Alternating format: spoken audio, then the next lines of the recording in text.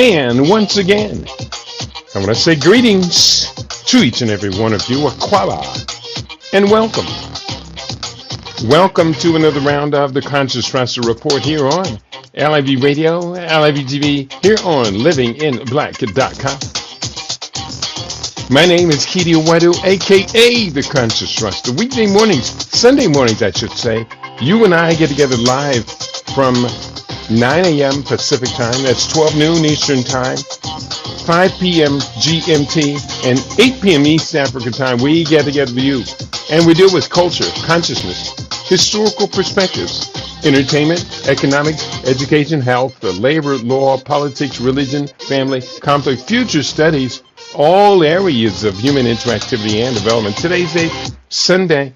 It is the 23rd day of November, the year 2025 in the Western calendar, the Gregorian calendar. This is the year 6266 in the Kemetic calendar, to which we have realigned our cultural clock. Welcome to the 7th millennium. You have found your family in a peaceful place here on LIB Radio, LIB TV, and livinginblack.com. And I just realized I have a mistake that I have to correct right now. Let me invite into the program my fellow hosts, and excuse me, I just made that mistake today, and I didn't mean to do so. Compose over here to Junius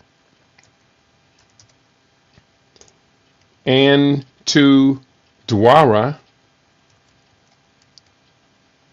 Invite my brothers to the show, and it'll be a minute before they're here, but they will be right with us. Bear with me and forgive me for having made that error. I've been so busy this morning and called myself having a sufficient amount of time available to get everybody into the show. So I am looking right now. I'm going to open up the mastermind,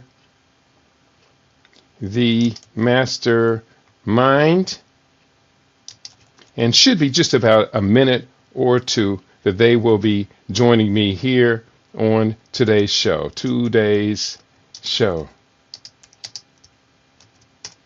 All right, expect them to be joining me at any moment. Right now, we are live. It is Sunday. You know, this is our most popular show of the week, the Mastermind. And we are very proud of what we do here every week with you. And so let me just take a moment here and send my greetings to Queen Mother Kashiba.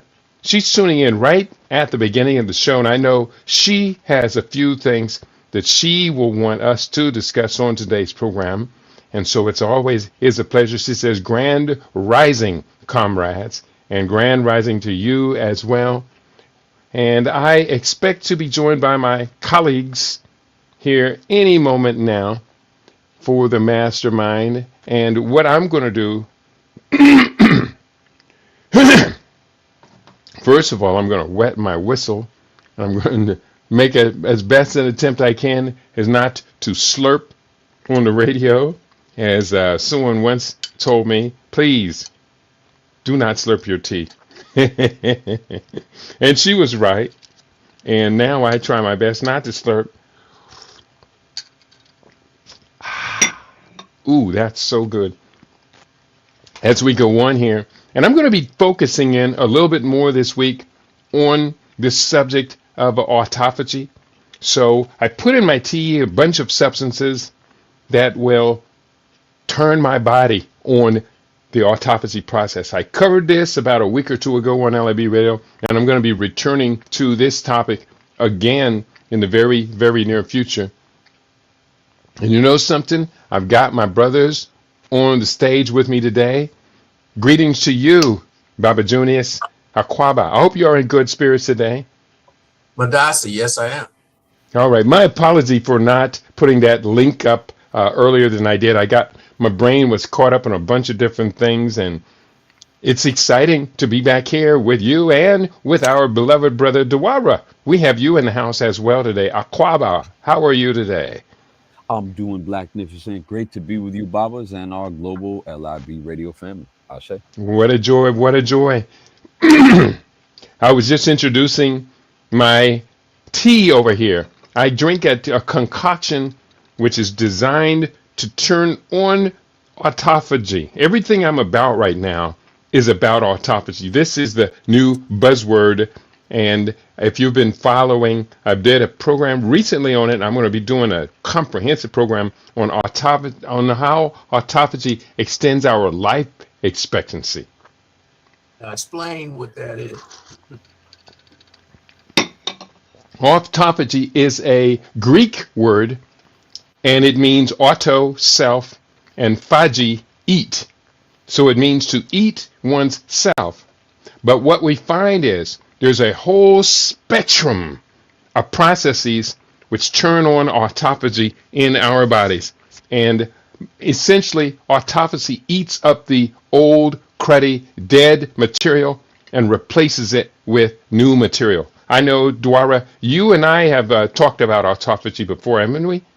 Yes, absolutely. And having, I don't know, maybe about a month ago now, uh, having done an 8-day liquid only detox fast, it definitely was trying to induce that state of autophagy. Absolutely. Yeah. And autophagy actually turns on during the latter part of the first day of your fast. So, doing an extended fast like you did, you were living in autophagy. And what happens is when one does a water fast, the body starts consuming its own materials. But what it does is it consumes the debris, the junk, the waste, and the unnecessary processes first.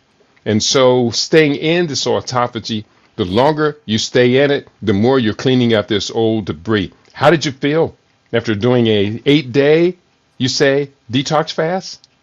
As soon as you said the word feel, I immediately started to smile very large, very wide, because the muscle memory from how good I felt, it's almost not to be believed. And it's funny how many people doubt that you can go more than a day without food, let alone feel your absolute best and blessed.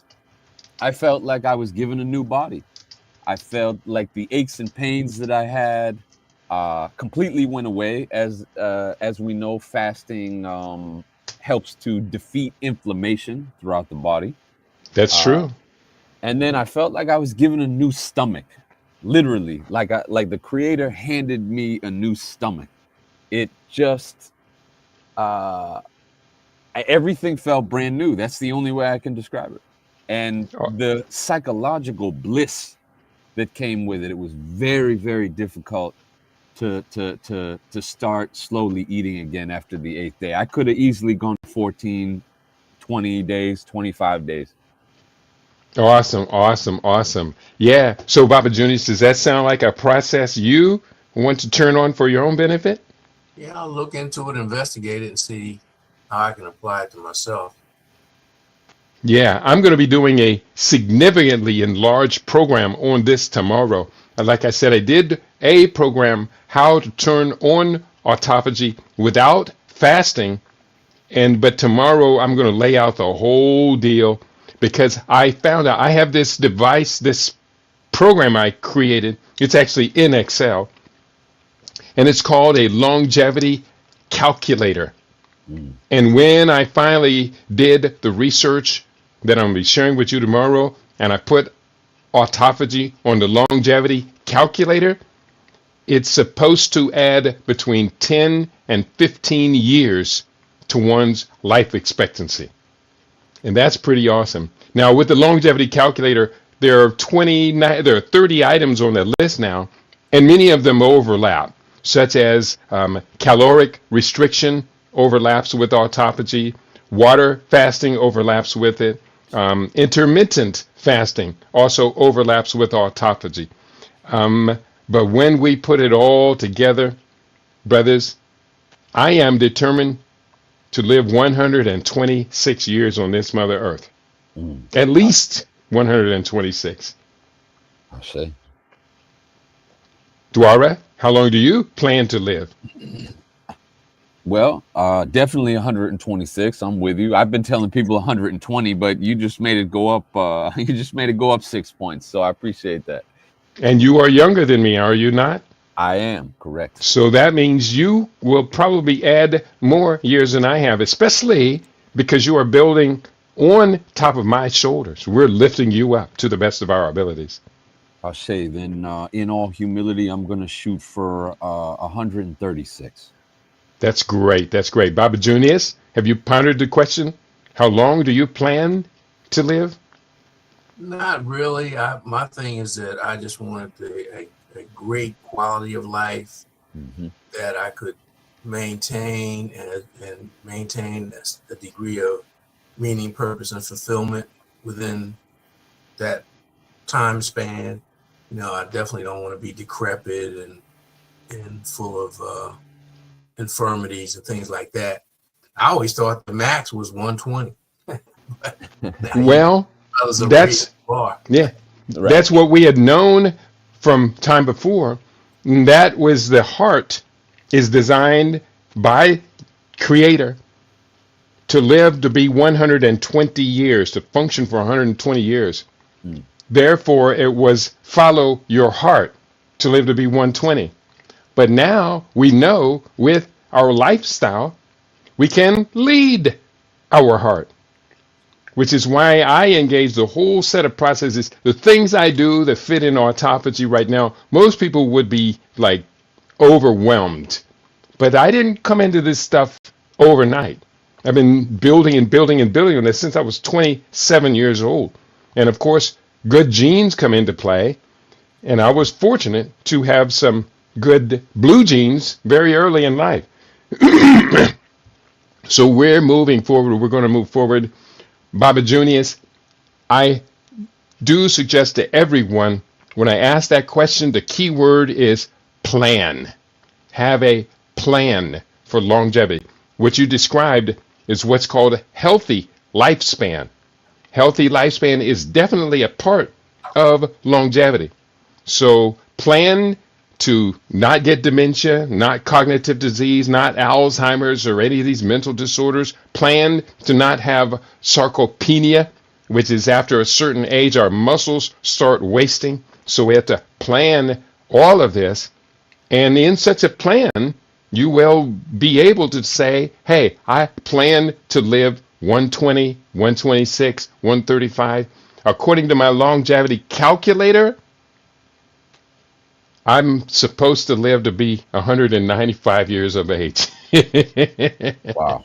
But what you just mentioned, the Hmm. whole idea of planning, the notion of actually sitting down, being conscious of what you want and Hmm. and envisioning it and then outlining a strategy and tactics to do that is a novel idea in this culture because most of us are just being blown along with the wind. We're being mind controlled and mind entrained through the Hmm. media to eat anything, drink anything, do anything, and not consider the consequences because now they got these pins that you can stick in your abdomen and they're supposed to solve the problems of your uh, errors in judgment and lifestyle. Yeah. And that's a fallacy. That is, of course, an obvious fallacy perpetuated by the pharmaceutical industries, would you say? Well, it's perpetuated by the pharmaceutical industry along with the media. Of course, they have their financial arm, and it's also a uh, a means to undermine the creator because, as you said, the ancients understood the importance of the heart and how its function, not just, and I'm just talking about the organ of the heart. I'm not talking about their notion of the so-called heart being the center of consciousness and things like that. When you're looking at what we're fed a total suppression of the immune system, meaning suppression that it exists, and suppression of its function as a part and part of a divine intelligence that is within us, that is guiding us and helping us and leading us to, higher consciousness as well as good health, because they all go hand in hand.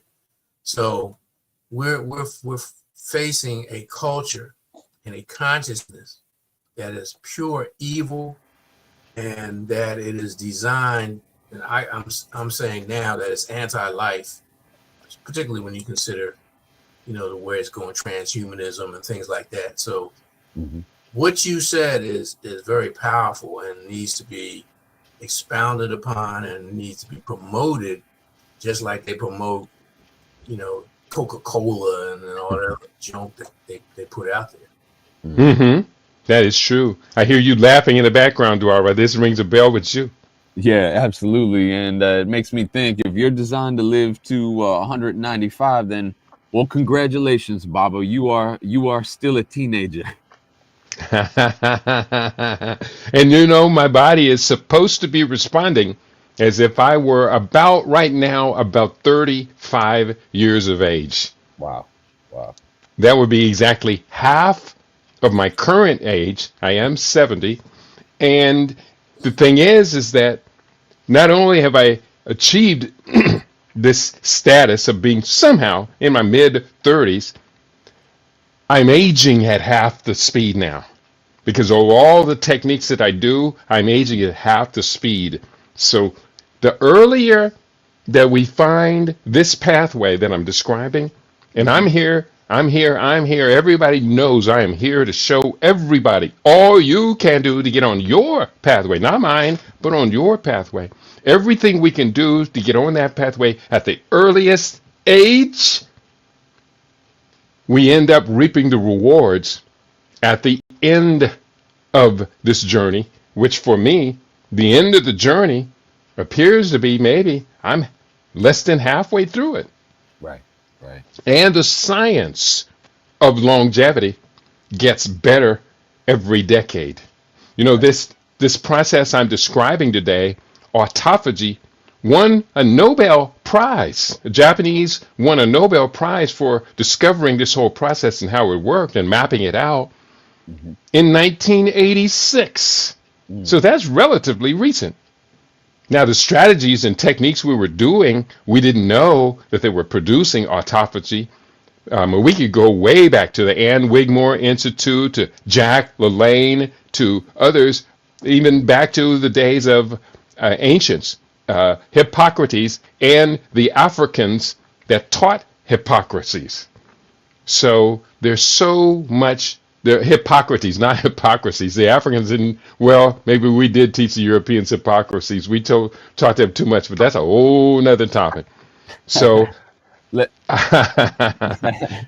so let we me say greetings. Oh, one second. sorry. I'm just going to say greetings. Queen Mother Kashiba in the house for Africa One, says Hotep Mastermind Panel and Global LIV family. And she says, Ashe to no slurping my tea. Our brother Shabaka 14 is in the house. Greetings, Mastermind Panel, LIB family. I'm very happy to be here with you all. And Osei Kamal, greetings, family. Is there something you can do about sarcopenia? I'll answer your question after Dwara gets his comment in. I just had a vision. A minute ago, Baba Junius talked about speaking things into existence.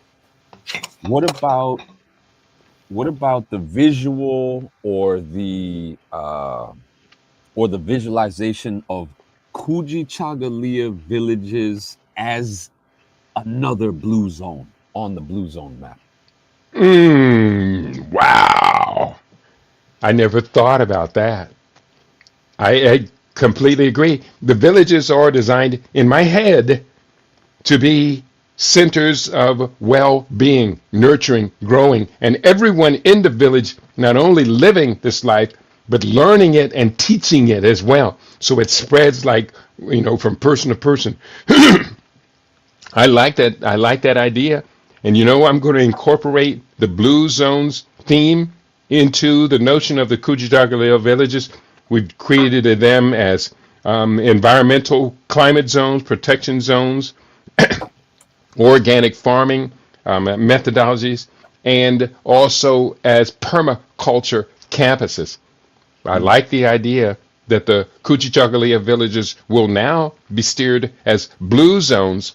Of course, in my mind, it was always to offer these things to the inhabitants of the village and the visitors to the village, offer it to them, but not demand that they do anything.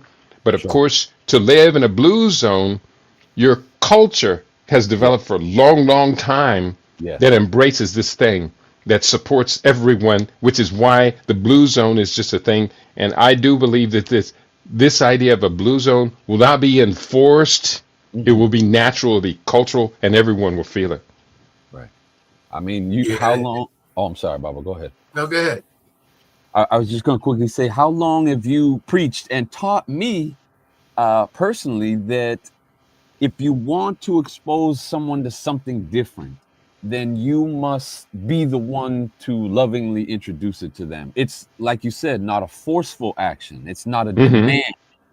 It is more so, hey, in the case of veganism and not eating certain things, when you go somewhere, it's more along the lines of, hey, I don't eat uh, this stuff, but I did bring something that I can eat, and I would love to share it with everyone here as well.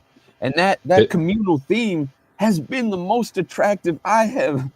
Let me tell you something. Usually, that vegan dish is the first one that's gone on the table with all that's the right. other non-vegan dishes, and so I love that mentality, and I thank you for reinforcing that about Kuji Chagalia villages. It's not a demand; it's an invitation. There you go. Very good. You were saying, Baba Juniors? Well, Dwar mentioned blue zones. Mm-hmm. When you look at blue zones, and there have been documentaries, PBS about places, particularly in Okinawa, where there are a lot of centenarians. Mhm. It's basically a cultural and a communal phenomenon. Like you Mm-hmm. said, you know, it's not necessarily that they beat people over the head. Right. It's a lifestyle that people embrace, and as a result of embracing this, you have multi generations who are actually living it, and it perpetuates itself. So the key would be to study how they do that, and then begin to implement it Yes. where we are. Ashe. Yeah. Yeah. Very, very true. Now, I was asked a question, and we have started focusing on health, which is never going to be contrary to what we do with the mastermind. We have three healthy individuals, and we're doing the best we can to inform everybody else. So, Brother Oseo Kamau did ask the question, greetings, family. Is there something you can do about sarcopenia? Which sarcopenia translates to muscle wasting. It is particularly a ongoing and increasing problem for elderly people. Now that means the baby boom generation. So a lot of people now are suffering sarcopenia. There is a lot that we can do about it. For one is keep to a strict exercise routine. That's going to keep your muscles from wasting. You want to do resistance training, balance training, and you want to do aerobics training. So stick to that strict exercise program. There are all kind of programs out there for one to adopt. I recently adopted I added to my daily routine about 2 months ago 5 exercises that are associated with the elderly people of Okinawa, of Japan. The epiphany of the blue zones. The people of Mhm. Okinawa, Japan, live longer than all other peoples on the planet. So I adopted these 5 exercises. Number one, I put my feet up against a wall and keep them up there for 3 to 5 minutes. What I do is I combine that with another autophagy program, and I combine that with what's called box breathing. Are you familiar with box breathing? Yes. Yeah. Hmm. So I combine that with box breathing, which is another powerful way of stimulating the autophagy. And then I also do, there's the cat cow poses in yoga. And then I stretch where believe it or not, after less than 2 months, when I stretch my legs out, I grab my toes, I can actually bend down all the way to the point and press my head between my knees with very little of my knees rising up off of the mat when I do that. And, to be able to press your head down all the way down to I can touch my nose on the floor. That's pretty awesome for me because I couldn't do that a couple of months ago. And then there's 2 more exercises. You rotate your ankles a bunch of times both ways. And then the 5th one, I lay on my side and stretch my pelvis, opening up my pelvis, stretch it to one side for 90 seconds, flip over, stretch my pelvis to the other side for 90 seconds. So I added those 5 exercise routines. There are others that I could add. I've been gradually adding Qigong and Tai Chi to my routine, especially I will do Tai Chi, or not Tai Chi, Tai Chi before I do my daily push-ups.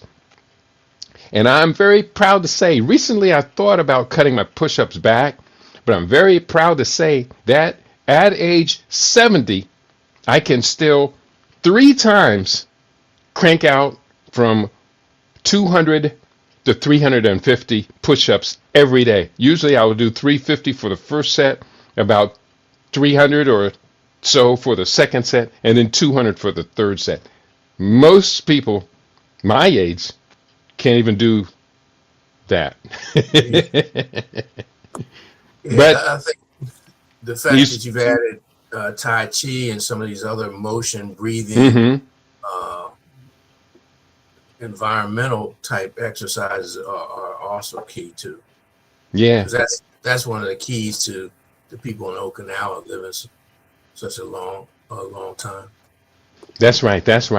There's another question, a good question from Brother Juma. He's joined us on our blog talk, and I do see you in the house, Brother Eddie. He is on the YouTube. Great to see you in the house. Brother Juma asked the question, what is the economic model that supports a Kujichagulia village?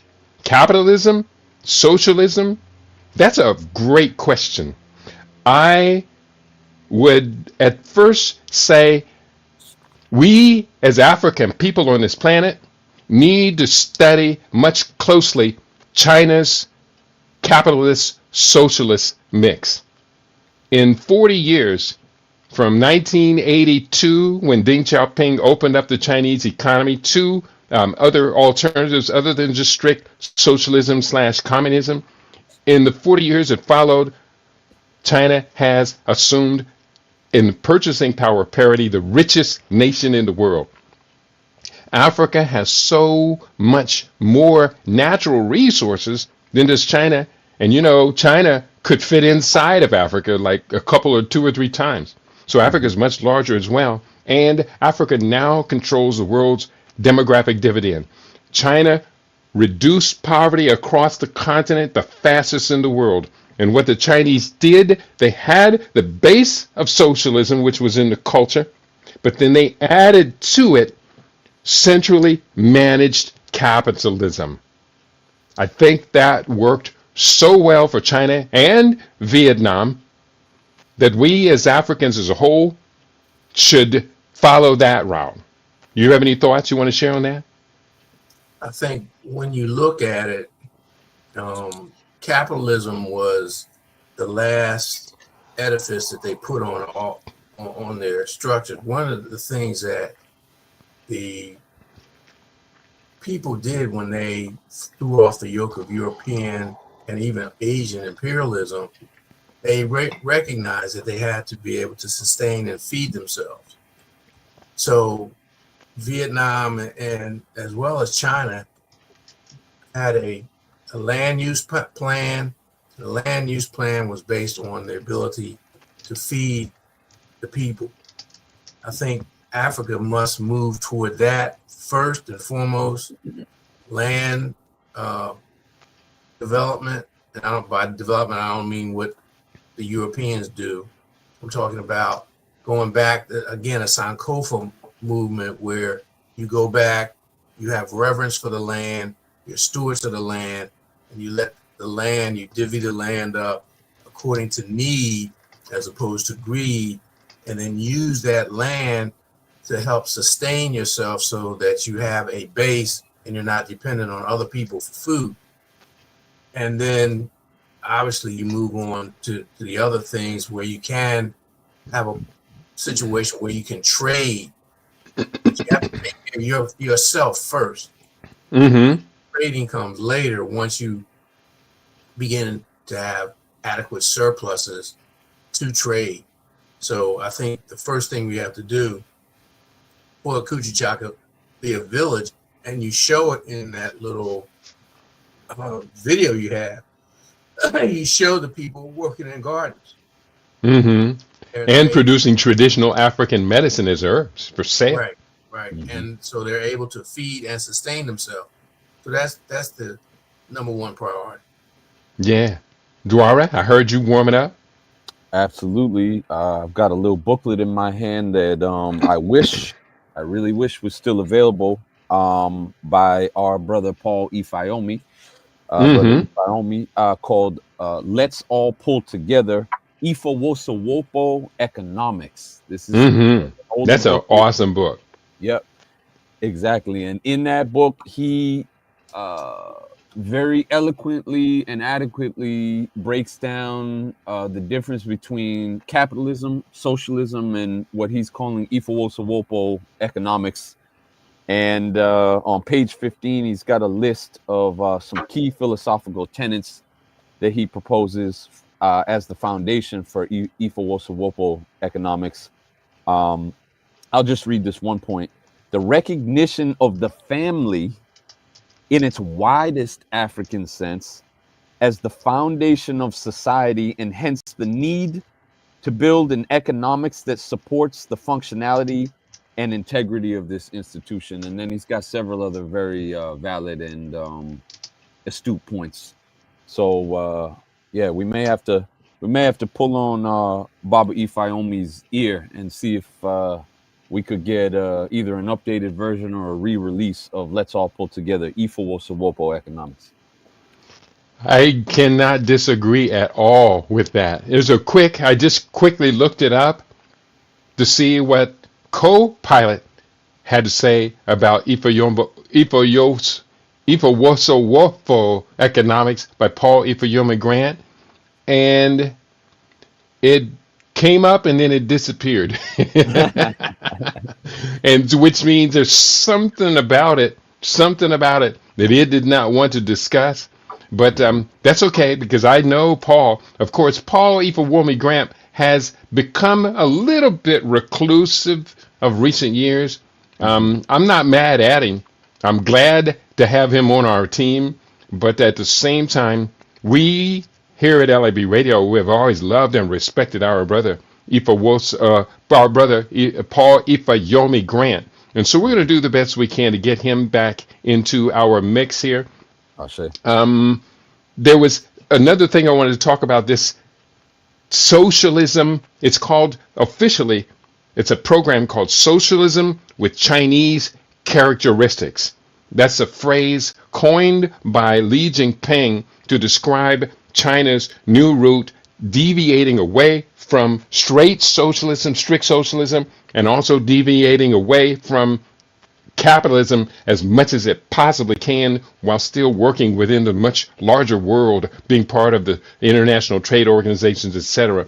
And I'm asking our audience, I put that in parentheses, I want our audience to know what that means and where it comes from and what it has created in the world with the Road and Belt Project, which is a Belt and Road Project, which is the biggest infrastructure creation project on earth. And I would say for us as Africa, it would be socialism with Chinese characteristics and with African characteristics, because we as Africans do things a little different from the Chinese. We have, I think, a greater reverence for Mother Nature. Even though I can't disappreciate what China is doing with Mother Nature. They're recapturing the whole entire deserts, which means they're not disrespecting Mother Nature for that. But the Chinese are notorious for polluting the waters and other types of pollutants. And the Chinese culture will embrace eating almost anything. Mm. They say if its back faces towards the sun, it is food. And I don't think we are, as Africans, are that liberal with our palate. No. So I'd say add the African characteristics to it because we can go back and reclaim Kemet and perhaps rebuild the world's most powerful and enduring civilization. Well, see, the thing is that we look around and we've been trained to think in the manner that the Europeans trained us to think. Mm-hmm. Mm-hmm. The problem with that is we're not seeing the big picture. Even we don't see the forest for the trees.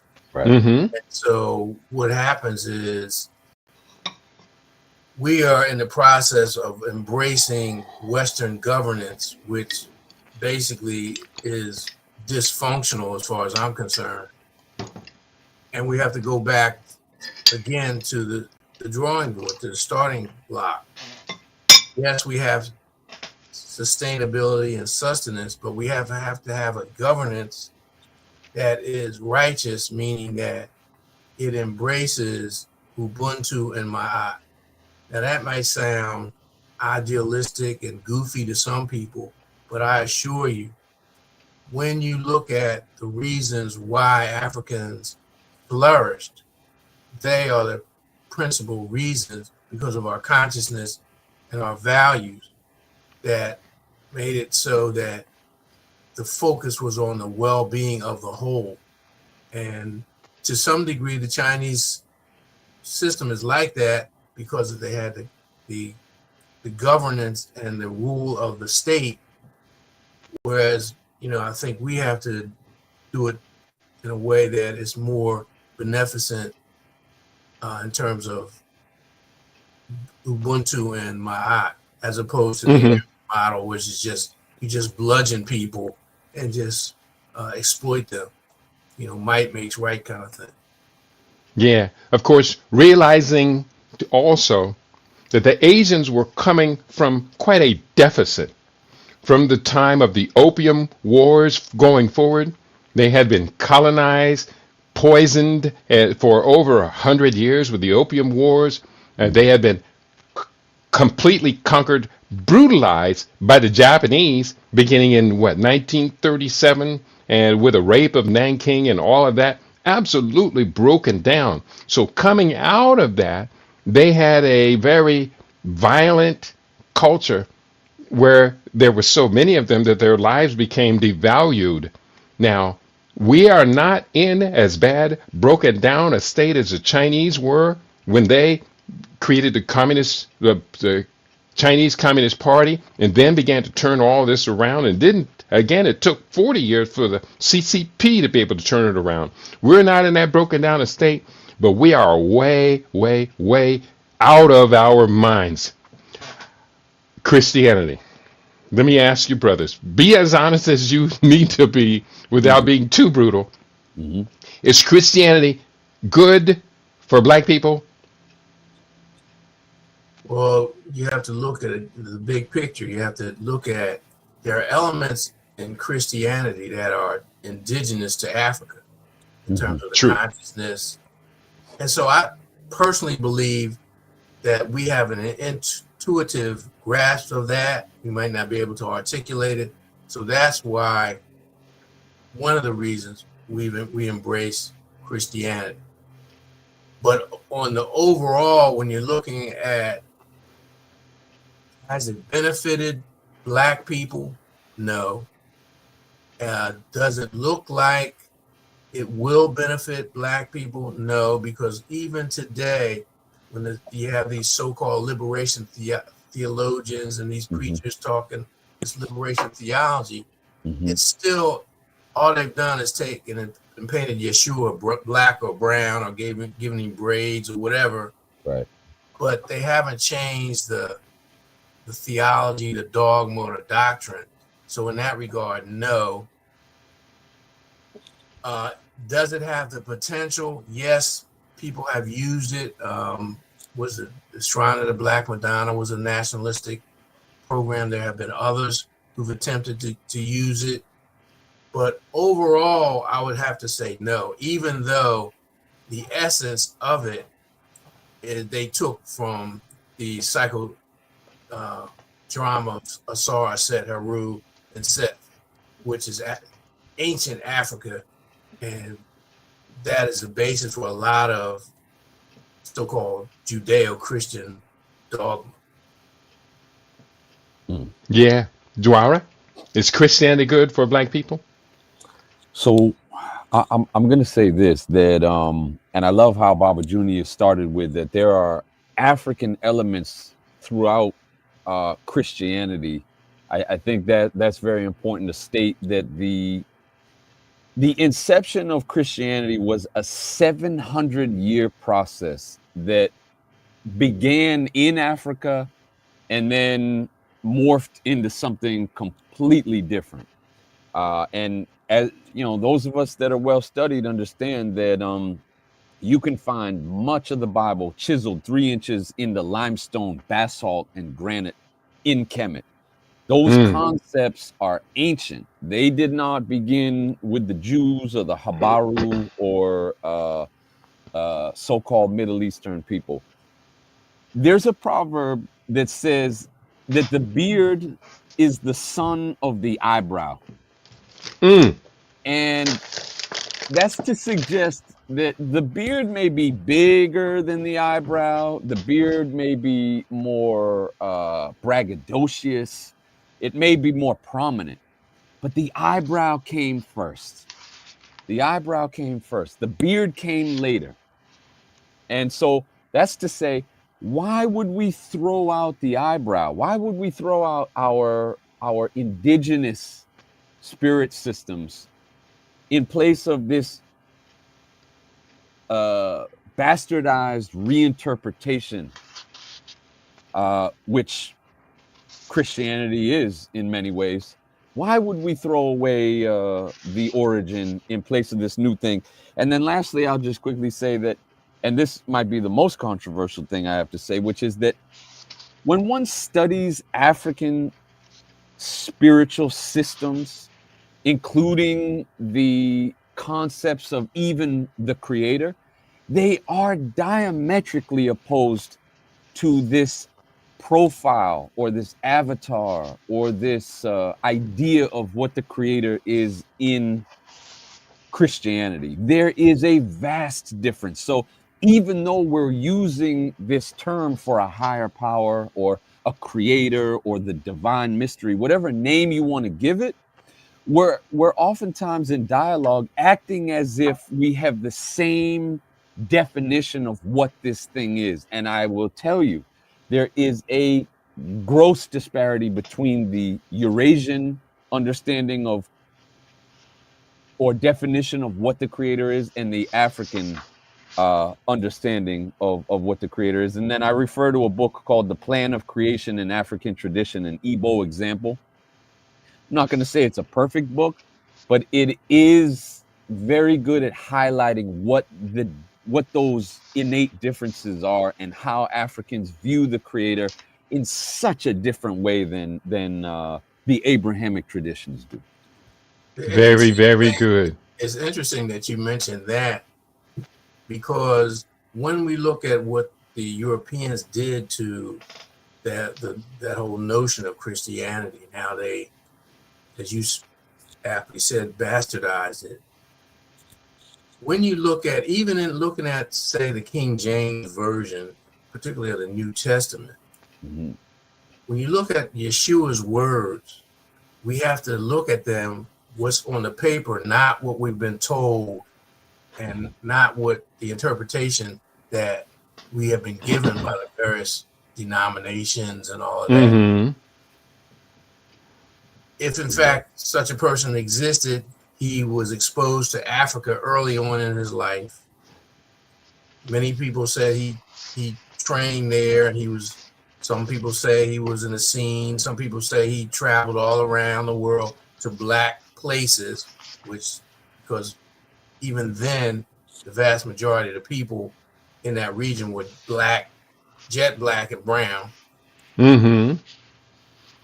And so we have to scrape off the dross and look at it from what it really is. It's a spiritual system. And Dwar was right on target, because much of if you read what Yeshua is supposed to have said, he has a very African concept of God, of the Creator. Mm-hmm. It's not although it's the Father, it's not the Caucasoid notion of God that we see so much of, even in the Old Testament, because we know who, even though they were brown skinned, we know that they had a whole different consciousness. Mm-hmm. Good point you make. I do see Sandra has joined us in our on our YouTube page. Greetings to you, beloved. She says, "Greetings, everyone." Agree. She writes in all caps. We are on point with our sister. Have either of you two brothers read this book, Conspiracies and High Crimes, by yours truly? Yes.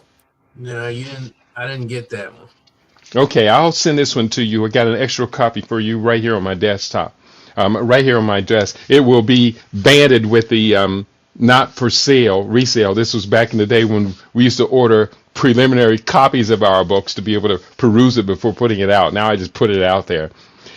But on page 51 in the chapter called Secret Societies and Ceremonial Magic, I talk about this Egyptian origin of what we now know to be have conscripted, bastardized, and plundered by European entities, beginning from the Council of Nicaea forward, as Queen Mother Kusiba reminded us.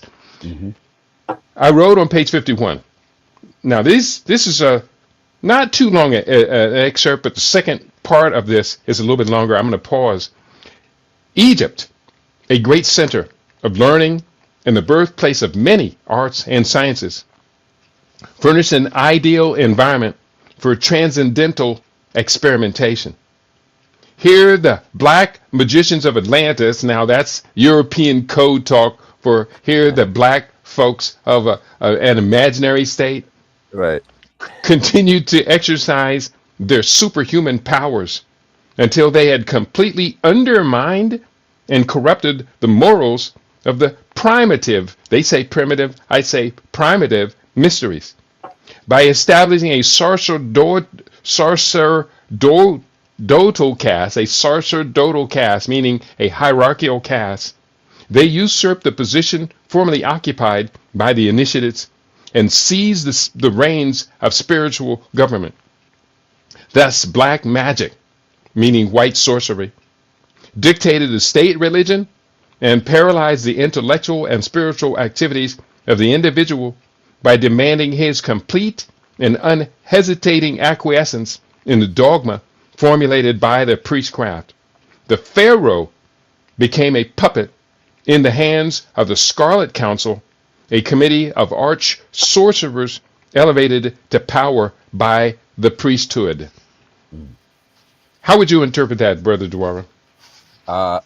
Simply, but without being too simple, I would say that our ancient ancestors understood it as above so below, as below so above, and that was twisted in such a way that it was like, no, not as above so below, but as with us is not with you, if that makes any sense.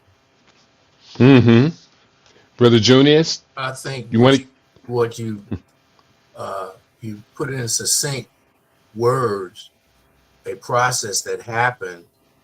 You mentioned the Council of Nicaea, but go back and look at what the Romans did, and after they got everything they could from the last Comedian priests, then they set out to destroy all the temples and the libraries that contain the information, the sources, and the Aboriginal ideas, so that they could foist their dogma on the world.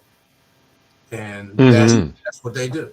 They And go around. They did it in India. They did it in other places that we don't study. But if we study them, you'll see that that's their pattern. And they had to do it with Kemet because Kemet was the light of the world for mm-hmm. the ancient time.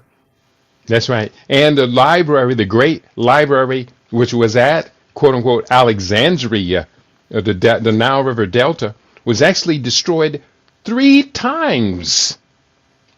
3 times.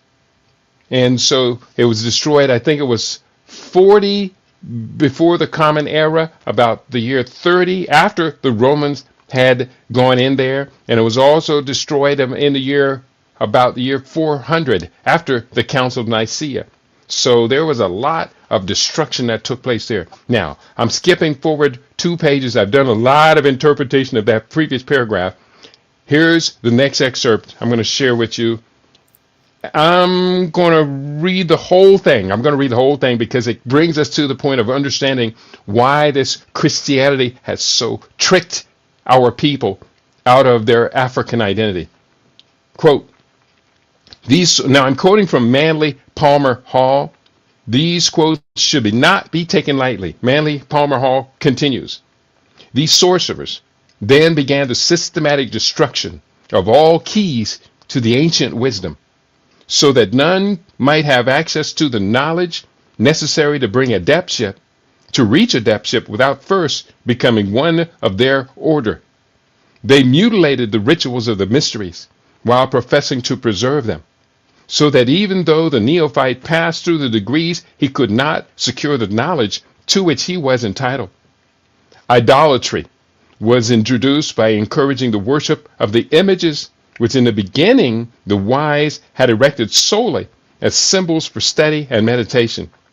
False interpretations were given to the emblems and figures of the mysteries, and elaborate theologies were created to confuse the minds of their devotees.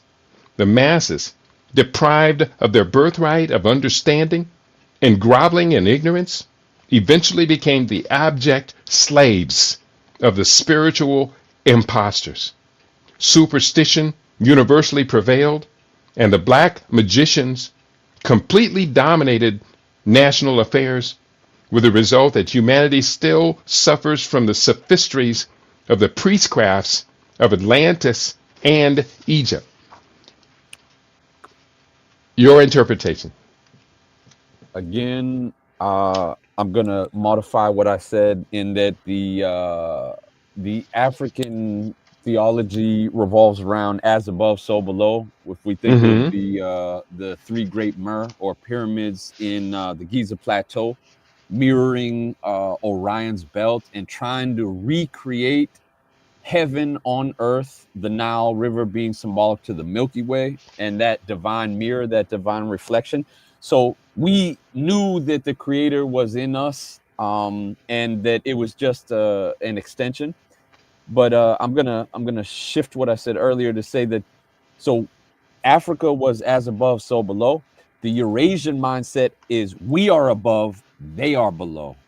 And by changing that dynamic and creating a superiority amongst the creator's creations, essentially, they not only strive to control and dominate, but they cut off access to the source, be it medicinal, be it spiritual, be it knowledge. I mean, think of what JStorm means. That means that you've got to pay $45 for a 12-page article on something that you want to learn about. That's gatekeeping.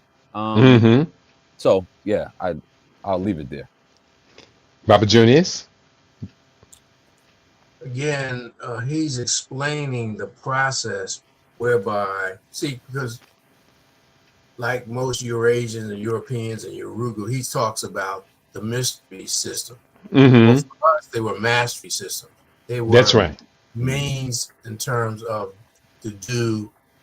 of self-mastery. And I have this here And this is an icon. They talked about destroying the images or misappropriating the images or what have you. This is Muhammad. Mm-hmm. But when you go to Kemet, you see countless icons like this, which it symbolizes the pharaoh or human or a higher consciousness ruling over our animal nature or baser nature. It's True. all about self-mastery. They, to this day, they don't understand it. And even if they do, they want to keep it from the masses. Those images and icons were everywhere. So even if you were not an adept, you knew what the values were, and those values held sway over the whole society. Yet were there deviants, were there people malcontents, were there criminals, whatever? Yes, but not in terms of Urugu, not in terms of the Aryan model. The declarations of innocence were something that were taken seriously, and it was embraced and integrated within this world, and anticipated that will carry you in good standing into the next. So this is a whole different piece, and I'm not sure that Manly Palmer Hall really understands all the stuff. Yes, he's telling how it was plundered and pillaged, but he probably, and he's big in he was big in the Masonic order, and he understood all of that.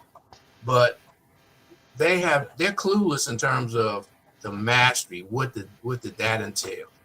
And the Aryan model, and even Michael Bradley talks about in the Ice Man's Inheritance, their gods are anthropomorphic. They behave like human beings. They act like psychopaths, sociopaths, as opposed to Amun, the hidden one, the all-seeing eye, the I mean consciousness. Clearly, that these people know, some of them know, and their job is to keep us from ever claiming and rekindling that. And I think they're going to fail ultimately, but that's their goal. Yeah, yeah. On the back cover, in one paragraph, I describe much of what was in that chapter. All right, Freemasonry, Knights of Templar, Skull and Bones, Rosicrucians, Luciferianism, the Round Table Group, Illuminati, Boule, numerous secret societies, and Kabbalistic orders are examples of groups that confuse outsiders and demand unwavering loyalty of the initiated. These circles dominate the highest levels of industry and power as they direct public affairs using ancient mystical sciences. And so I do encourage people, get the book. If you've never read any of my books, then this is a good place as any to start, because very rarely do I publicly speak about spirituality and my own particular spiritual formation. But this chapter gives a great deal of depth of why I do not adhere to Western Christianity, although I do support Ethiopian Orthodox Christianity as the closest thing to true Christianity that we could ever witness. If I were to call myself a Christian, it would be an Ethiopian Orthodox Christian, as many Rastas do as well. And last point I will just kind of make on this point is the word we can't say about a group, an ethnic group. They are the ones guilty of the theft. They claim to have built the pyramids out of mud and stone, and we know that claim is absolutely false. They claim to have been led out of Egypt under the grasp of Pharaoh, and they said, we are the chosen people. You know who I'm talking about. That's all lies. big, huge lies. And because so many Christians refuse to just come out and look them straight in the eye and say, you lie about everything, then in a certain way, I believe that that tacit acceptance of that lie is buying into the lie. And these are the same people who made a huge fortune off of the huge misfortune of the enslavement of our people. And I'm going to kind of cut it there because my wrath is coming to the surface, and I don't want my blood pressure to blow up, and I'll pop like an overblown thermometer. Yeah, We have to yeah. understand that that is the key, one of the keys to their success as overlords. Mm-hmm. Yes, they do control much of the financial system. Now, And they are the arch sorcerers of the Scarlet Council that Manly Palmer Hall refused to right, call out. Well, right. he did call him out, but not directly. Well, but this is a misappropriation, and when you read that and you stated that, think back to what our immediate African ancestors said when Hmm. they saw something amiss. Because, as Dewar said, our thrust was as above, so below, was Ubuntu and Ma'at. We're looking for a cause for this anomaly. And they talked in terms of evil spirits. And, consciousness can be misapplied, so you can have jealousy, anger, all of that. We were on point with that. It's just that the Europeans have made us ashamed of our wisdom. They've made Right. us ashamed Mm-hmm. this whole spiritual grasping and understanding of how the universe works so that they can turn it around and use it against us. That's why they Mm-hmm. don't want us to study the Maroons. That's why they don't want to study Haiti. That's why they don't want us to study those African kingdoms and cultures that resisted the Arabs and the Europeans, because they want us to think that we're punks, that we're cowards, and that we were easily overrun and overcome, which was clearly Mhm. not the case. I've been looking for a book for years. I thought I threw it away, and it's a book about the British. It took the British 100 some years to subdue the Asante Empire Mhm. and to discover it, because I had to move a bookshelf, take the books off, move it so the electrician could do some work. And I Mm-hmm. found this, okay, yeah, it wasn't a cakewalk, trust me. Mm. Mm. Mhm. Mhm. You all right? I'll just quickly say that again, it's about control, domination, cutting off access, power moves, game theory. My question Mm. is, the chosen people. Mm. Oh, okay, chosen by who? The creator or the devil? Or they just chose themselves, and on certain days they will uphold Delusion. the one, and then the other days they'll bounce it out by upholding the other. So they are self-created, so that would define them to be a creator. I'm not mad at them for self-creating as a group, but acting in a devilish, demonic way Mm. reinforces to me why that group needs to be displaced, replaced, or obliterated out, at least out of my group's fate. And what But did you? when we look at the Asarian psychodrama, Mm. Seth, they in our world, they appropriate the personality of Set. Mm-hmm. Notice in all the stories and the variations of the story, Haru never kills Set. He puts him in his proper place where the divinities and the and Haru actually reclaim and restructure the order.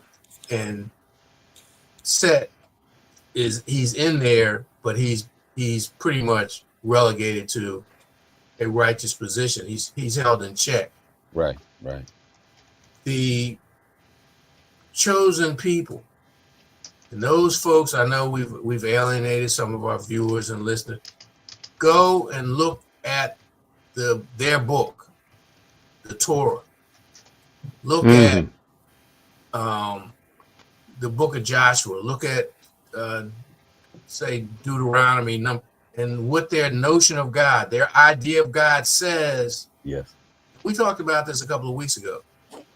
The delusion and the psychopathy where they say thou shalt not kill. Well, he was talking about within the tribe. He wasn't talking about outsiders. So they took it, and they could take that, and the same thing that they are doing, these fake phonies Mm-hmm. who have appropriated that identity are doing to the people of Palestine, Lebanon, Syria, and other people in a clandestine way, including the United States, when you factor in 9/11 and a lot of this other stuff. The slaughter, and shows you the psychopathy of their deity Mm-hmm. when he tells them to slaughter, wipe out everything. Mm-hmm. And they take some of the best stuff for themselves. So they don't kill everything. They don't kill the women and children and all that. Their idea of God, their notion of God, turns around and dogs them out because they disobeyed him because they didn't wipe everything out. That's the kind of mentality that folks have.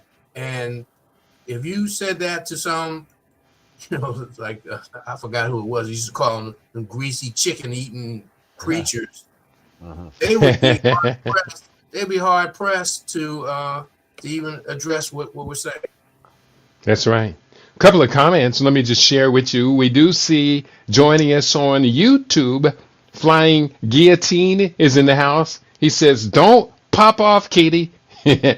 And salute. And I told him back, no, I promise I'm not going to explode today. He says, "I remember you when you were a naughty dread." Well, I am still a naughty dread. I just don't have the naughties anymore.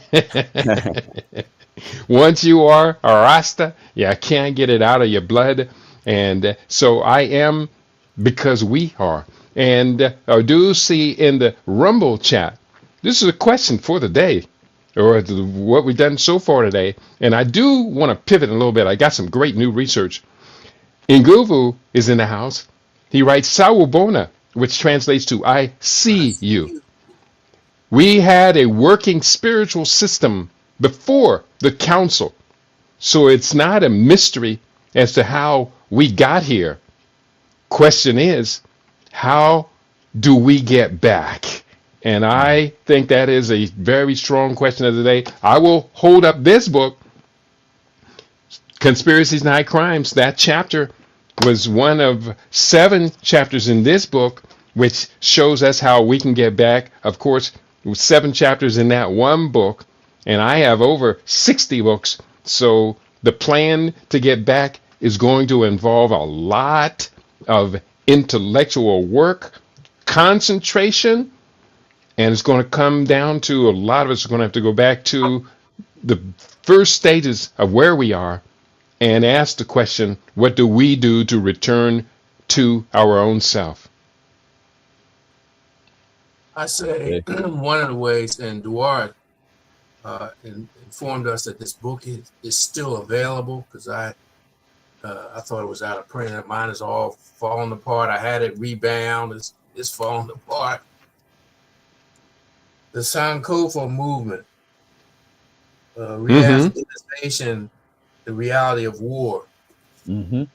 Familiarize yourself with this book.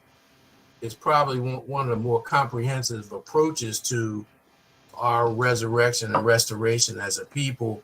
And it's not an instant, drink a cup of coffee and it's done. You're talking about generations where you have to create strong families. You have to create strong familial social units and move out that way. It's all about a restructuring, and it's well thought out, and it is very, very uncompromising. So if you're squeamish or faint of heart, And do get us Do give us the book title and the author's name, please. Was two. It's the Sankofa movement, Re-Africanization, the Reality of War by Kwame Ajayi and Akua Nsom Akoto. I'll hold it up so you can see it. And Duara, if you would All put right.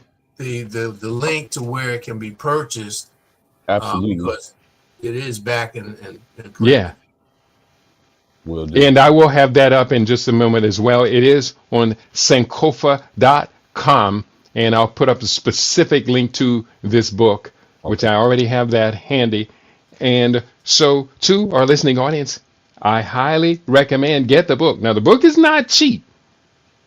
It's a little bit expensive, but as you hold it up, I think it's like 2 or 3 books in one. Am I correct? No, it's just thorough. You see how ragged mine is. Sometimes I'm scared to open it because the pages fall. But I mean, just I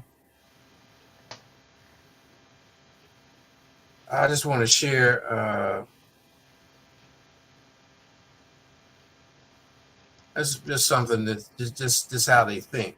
On page 69, it became quickly apparent that the paradigm of one world global democratic capitalist village was an illusion. The fragmenting Soviet Union, the robust political economy of China, the emergent developing states, quote unquote, of India, Brazil, Thailand, Indonesia,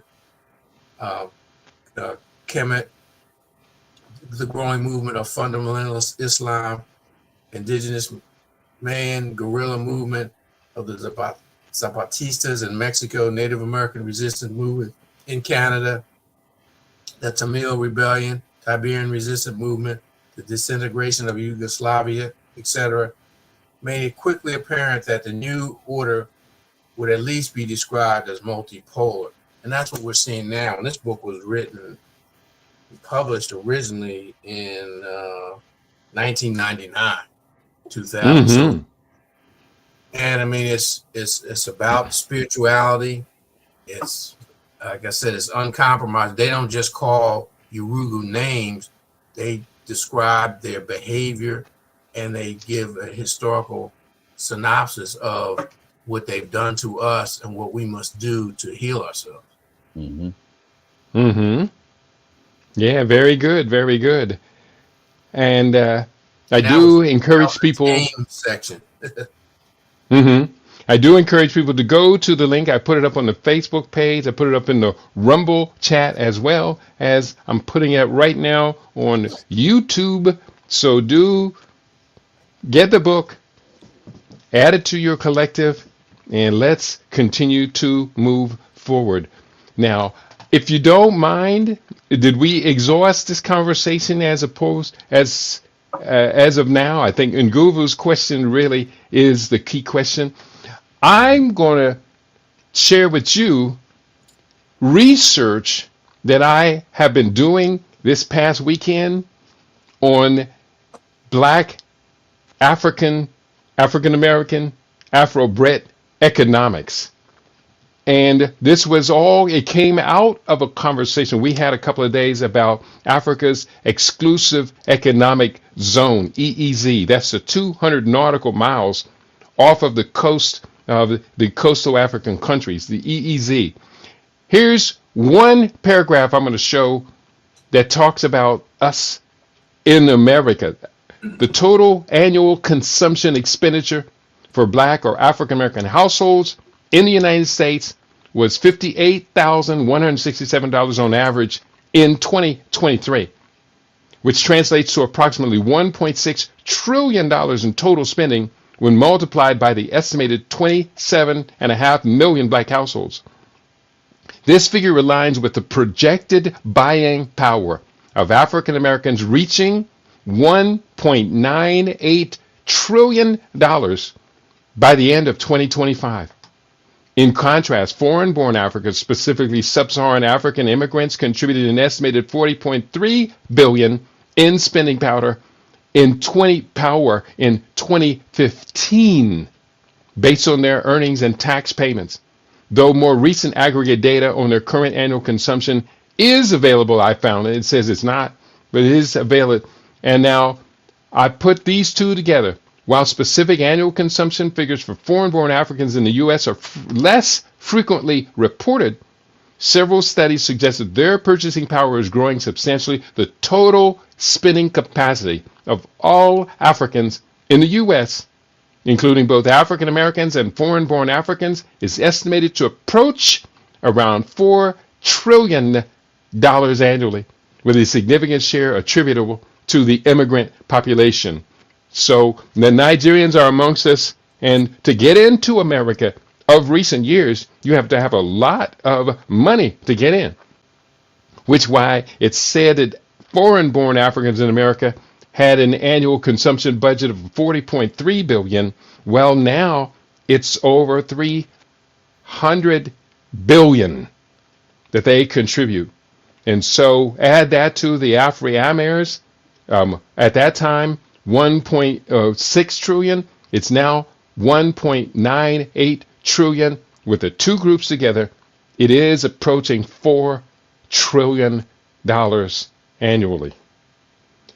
With $4 trillion, this is consumption figures, not production. But with $4 trillion, what could we better spend that on than a bunch of junk made in Asia, made in China, Pakistan, India, etc.? A bunch of junk.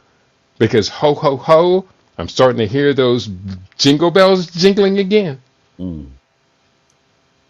Well, again, this is a constant theme for you.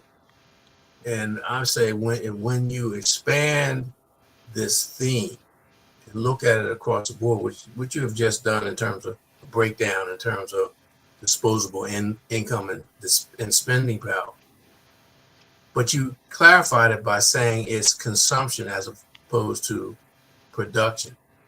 And that shows our dependence. That shows our slave mentality.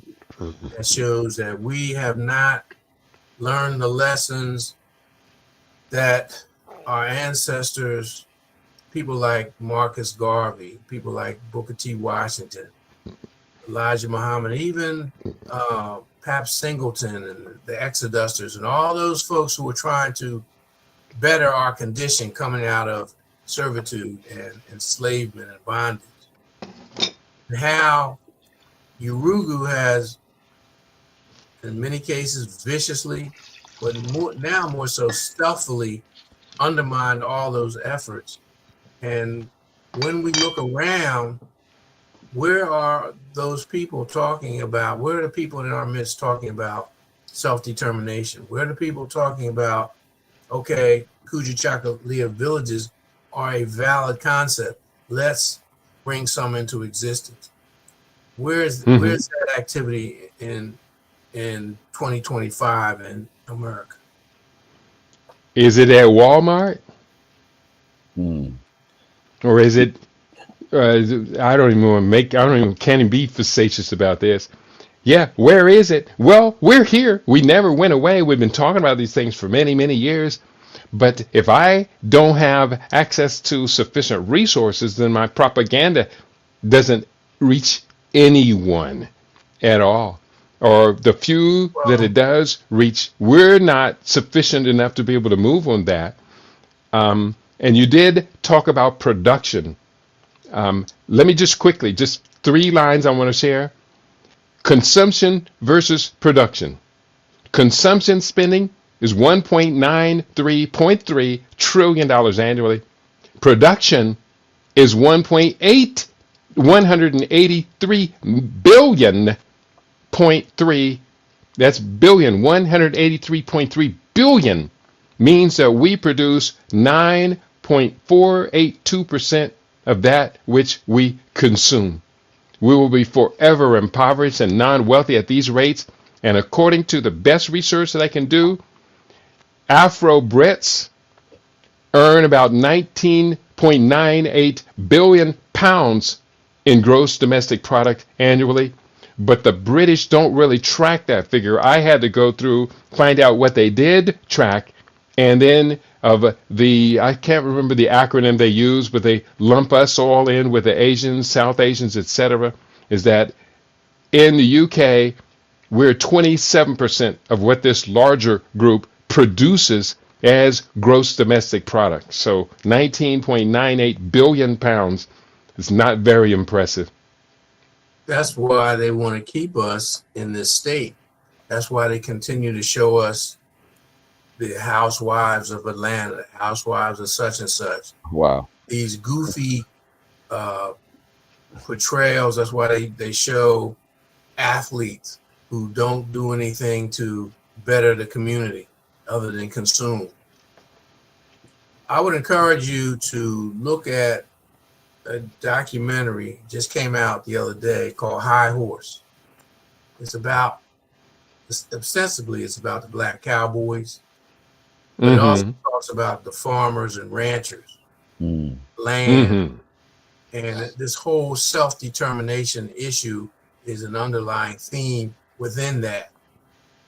And you'll see, just looking at how they dog out black farmers.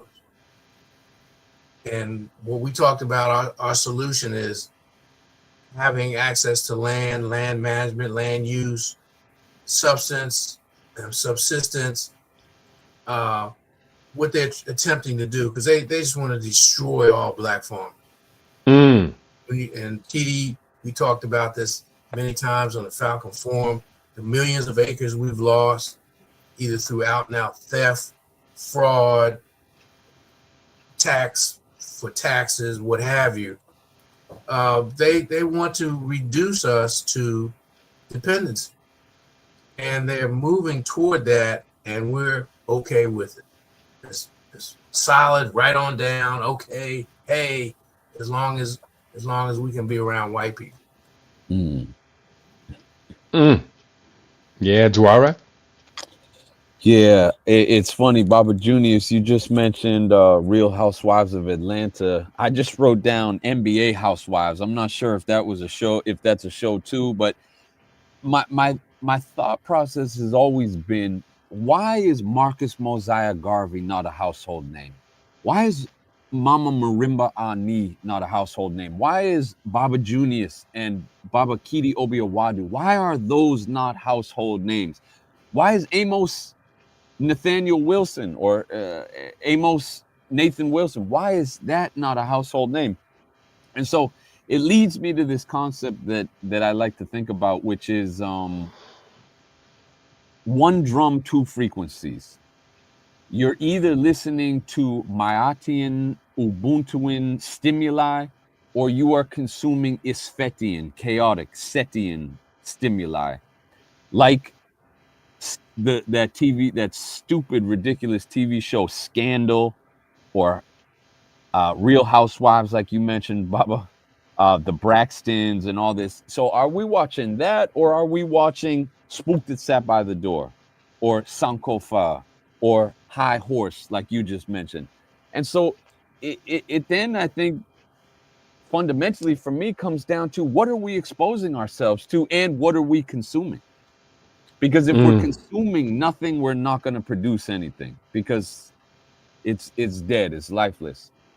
But if we are consuming life, if we're consuming that which inspires us to reclaim that glorious legacy, then maybe that is one of the antidotes for us to begin to really, in our mind's eye, picture Kuji Chagalia villages, for instance. But if, it's almost like someone said once, and this is kind of cliche, but if you didn't know it was possible, how could you ever imagine it? But if you knew it was possible in the past, then you know it can be done again. Something to that effect.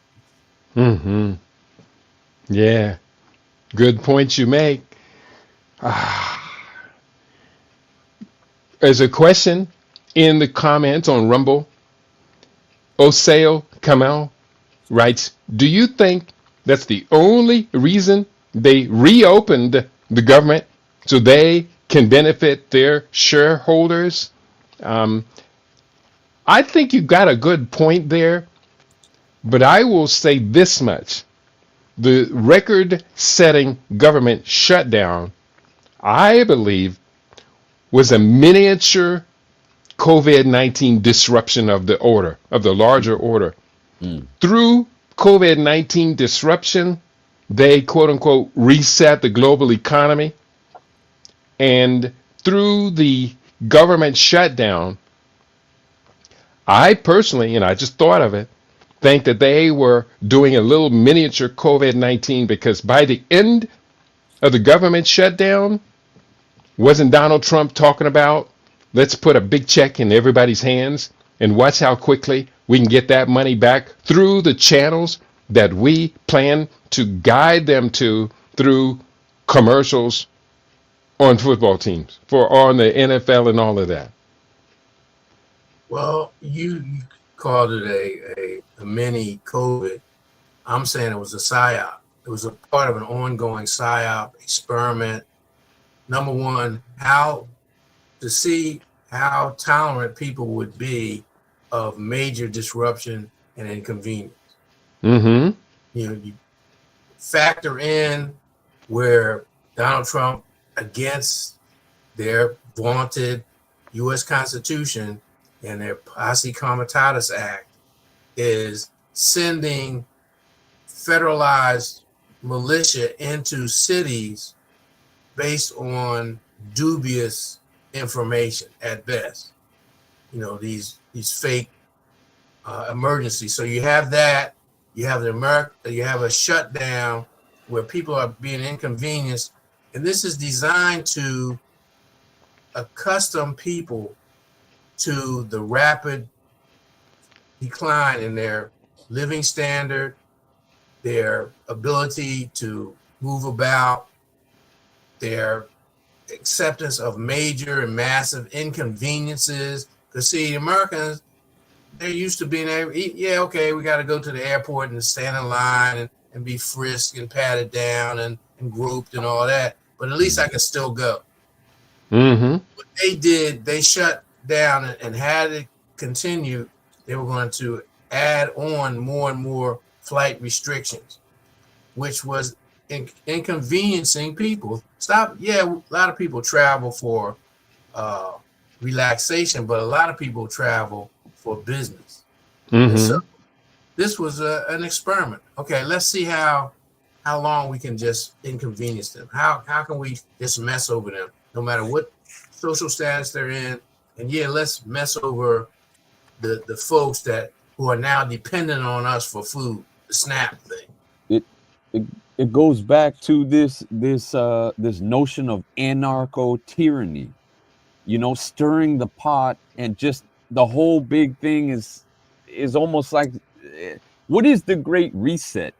I mean, why can't that just be one big experiment and they keep pressing different buttons and throwing tarantulas into the mix and watching, kind of what happens? It's almost like the entertainment that they said was a part of the Eastern European and probably the Western European aristocracy, in that they would hunt human beings in the forest. They would literally release people into the forest and go hunt them. And that is perhaps this anarcho tyranny that we're seeing, where these things are just being done, maybe even just for the whim and entertainment of some of these. No. But you're right. That's what it is. This is not a whim. This is part of the Great Reset. I see. Remember, they floated the trial balloon. They had that advertisement. You will own nothing and be what? Be happy. Be happy. So more and more, they're taking things away from you. In the midst of all of this, the shutdown, Donald Trump floated the notion of a 50-year mortgage. Right? Very few people said anything. Now, to me, the mortgage is this ingenious idea of a psychopathic financier or banker. We look at it and we've been told this is progress. No.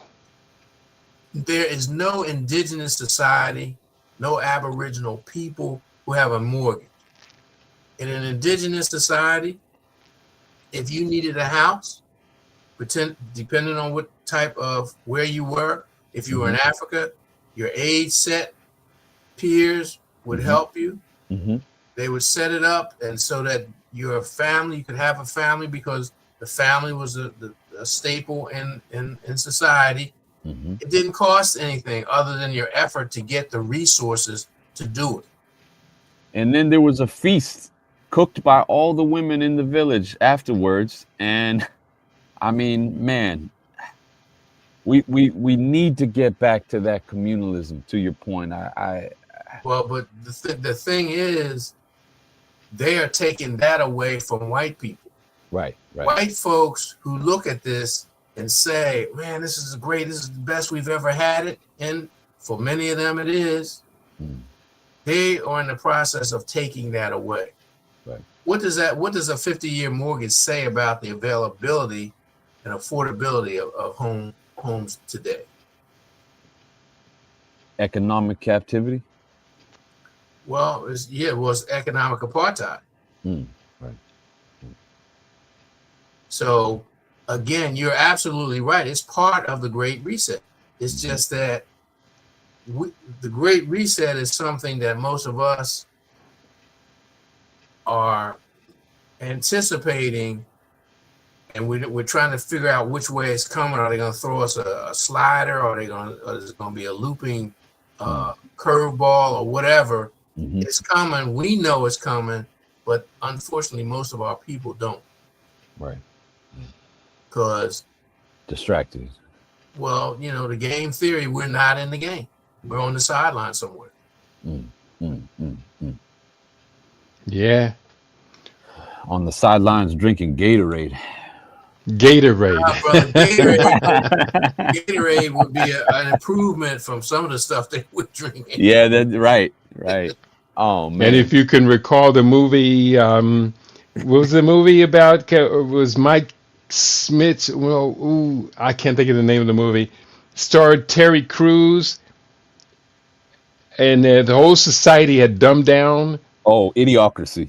Idiocracy. Thank you. If you look at Idiocracy, they had quit drinking water. Yeah. And they had all switched to Gatorade. And when the quote unquote genius from the 20th century was beamed to them, he suggested the reason the crops weren't growing because they were watering them with Gatorade. And he said, no, put water on the crops. Man. And they looked at him and said, ooh, you mean like out of the toilet? It's we've degraded. And the movie, the reason the movie still kind of become a cult classic is because many people see it's coming true. Yeah. After Donald Trump was elected the first time, a whole lot of people started referring to that movie, Idiocracy. Yeah, that movie's hilarious. Scary, but hilarious. Yeah, it's scary. And predictive programming. I didn't see the movie, but it's predictive programming. You do want to see the movie. It's a little bit dated, but you'll understand exactly why. I insist everyone needs to watch that movie. Yeah, I agree. And I agree with you, Baba Junior. It's predictive programming for sure. It's that seed is put in the minds of the people, and then where it becomes normalized. That's how a lot of this stuff gains entryism. Is it becomes normal. But it's not only is it normal, it's normal because we've been desensitized. There's no shock value in that. So okay, wow, okay, yeah, that's plausible. Okay, I can deal with that. Yeah, I've seen that before. That's nothing new.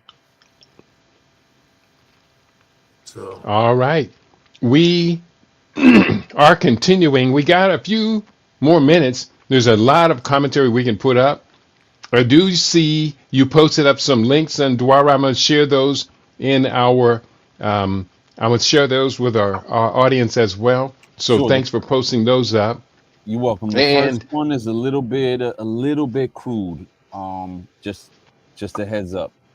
The illustration is a little crude. Yeah, the book's a little crude. Oh, what is it? There's no child porn in it now. Don't get me in No, trouble. no. It's an illustrated version of the Bible, and That it's sounds like like child porn to me. well, yeah, it's pretty bad. It was to Baba Junius's point about how their culture is one of horror and hyper violence and gore, and that book illustrates stories in the Bible that you didn't hear in Sunday school. All right. So it's safe if I post that up for our listeners? It's pretty graphic. The book is pretty graphic. Yeah. Well, we'll say discretion is required I for our say, listeners. I say. Baba Junius, you disappeared for a second, but we got you back I was out. playing around and I clicked something and I went out. I was on the StreamYard was something that was on the comment and I accidentally exited out. Oh, okay. All right, we got you back. And did you brothers bring anything to the table that we have not spoken about today? Yeah, I got a couple of quick hits.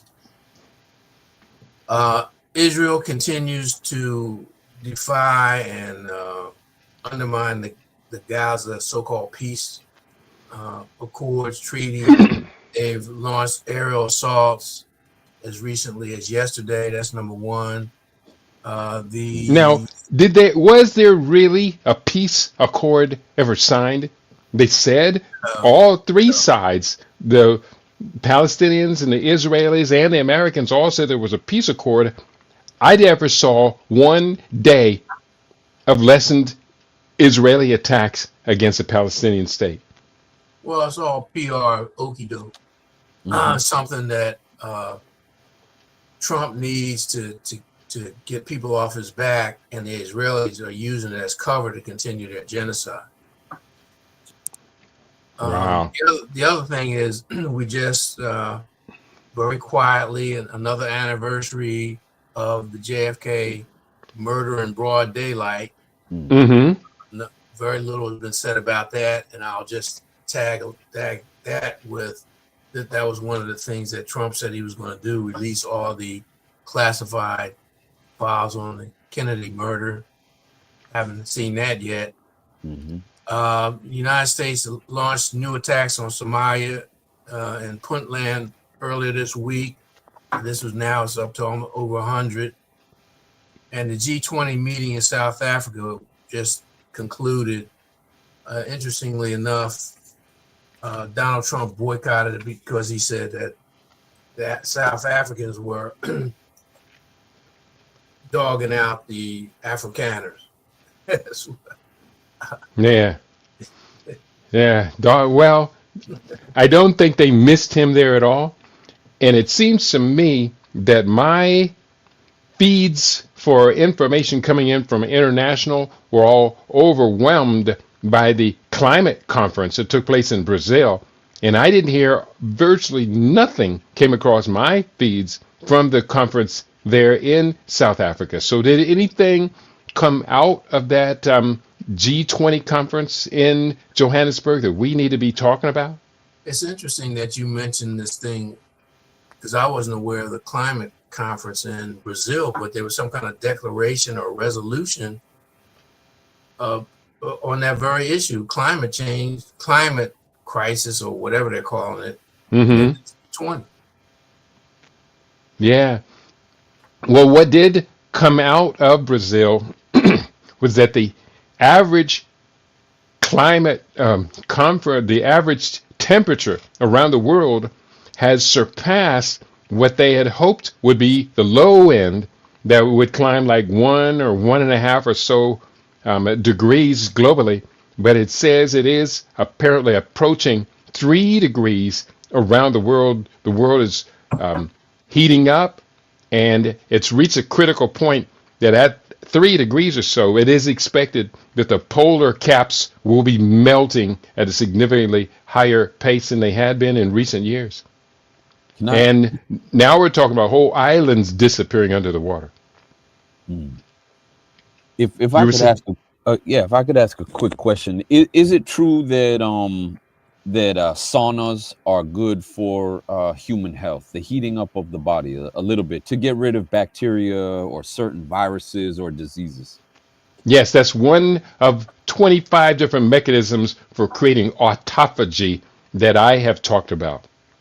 So perhaps radically, is Mama Nature trying to get to a state of autophagy? Is she heating up to burn out the cancer, to wipe out the viruses that the human viruses that have plagued this planet for the last 2,000 years or so?